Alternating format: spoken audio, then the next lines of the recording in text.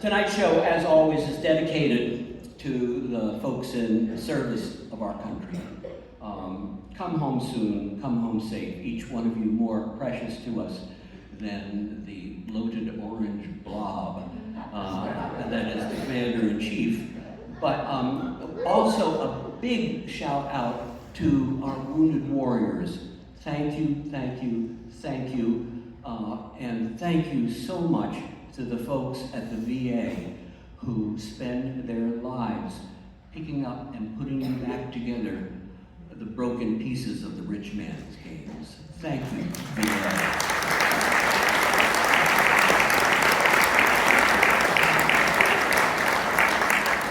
So, what can I say that Colbert or Kimmel or Seth hasn't said already with force and eloquence? You know, I could drop the F-bomb more than Jon Stewart, but it wouldn't be as funny. And I could also try to explain things, but John Oliver does it so much better. I could use words like kleptocrat and oligarchy. Can you say oligarchy? Can you? I knew you could. So I could also bring up the fact that there are people making thousands of dollars an hour who are convincing people making $20 an hour that their problem is the folks making $7 an hour. Yeah. That is quite the phenomenon, I think. Or I could make a scatological joke about the poop pilots and stink to their level, but I'm not going to do it. Wouldn't be prudent. Or I could review The Fate of Empires, which is a book about all the empires from Assyria in 871 BC up through Britain in 1951, and the one thing that they all have in common is that their final phase, they are led by celebrities who are totally unqualified to lead. All of these throughout history. So, or I could very poorly paraphrase that sci-fi guy, a novel where they report a pattern: hard times create smart people. Smart people create good times. Good times create confident idiots. Confident idiots create hard times. It's a cycle. So, I am so proud of myself. And this is, pride goes before a fall. I remember to put water up here this time. Up your eye.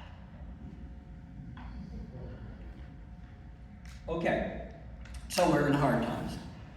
And it is obvious, that there is a turbulence of the sort that happens when things are moving to a higher energetic phase. It's not our job to oppose all of the negativity that is thrown at us. We turn and we make energetic progress toward the good. We create what we want to see and what we want to be. There is this great Indian Nobel laureate, chemist, and one of the big guys in systems theory. I would tell you his name, but I can't remember it, but what if I could remember it, I couldn't pronounce it. But here is the quote, and I wrote this down. When a complex system is far from equilibrium, small islands of coherence in a sea of chaos have the capacity to shift the entire system to a higher order. I mention that because everybody in here has love in their heart and knows what they're creating. We know that love is an act of rebellion. We know that expressing and experiencing joy is an act of rebellion. And we know that being creative is an act of rebellion. And this is our time to shine because we can. And how much of what we are thinking is fed to us by honky mofos in some far distant place, deciding what our vibration will be. And who decides our frequency in this time of AI, foreign bots, and weaponized information? So, I say, let's join the analog renaissance. It's happening everywhere. And all we have to do is show up in person. And you did that. Thank you for this. You're part of it, and you know you are. We need the highest frequency for our well-being, the highest frequency in love and understanding and creativity, not just for our own well-being, and that is very much mapped out by science. It makes us a lot healthier, but because we're creating the world every moment. All of us are creating the world every moment. Oh, and so just one more thing. It's like a secret. Light has no adversary. Wherever it goes, there is no darkness. So let's be that light, okay?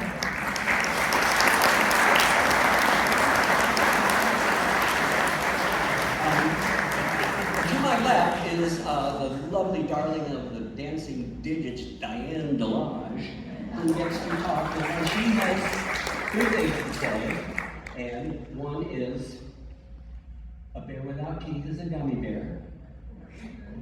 Okay? Happiness multiplies when shared. And bull hockey, bull hockey, bull hockey.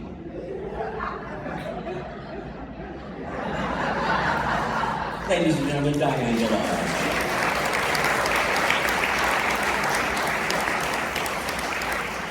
So, are you ready? Okay, here we go.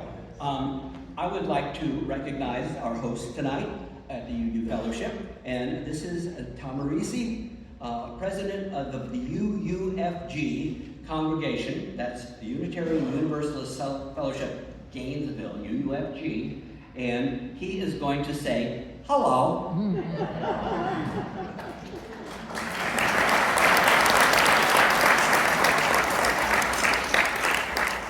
Well, I want to welcome you here, and it's our great honor to host this 39th annual concert. And I found out that you started in the Thomas Center, and along our path, we went through the Thomas Center also.